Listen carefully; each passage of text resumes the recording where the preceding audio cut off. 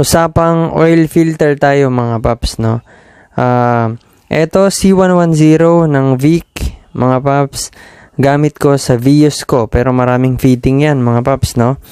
Ang tanong, kailan kayo nagpapalit ng oil filter? Recommended mga paps, every change oil, palit na po tayo ng oil filter.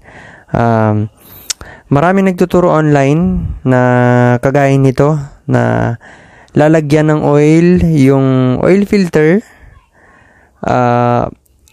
Ang hindi alam ng karamihan, bakit nilalagyan. So, yung iba ginagaya lang, no? Ang totoong dahilan yan, kaya nilalagyan o lalagyan natin ng oil, lalo na yung rubber na yan, para hindi siya mag-twist mga paps, no? Kapag hinihigpitan nyo at yung pag-seal nyo maganda, dudulas kasi siya. Hindi siya magti-twist na magkukos ng leaks. Ayan mga paps, no?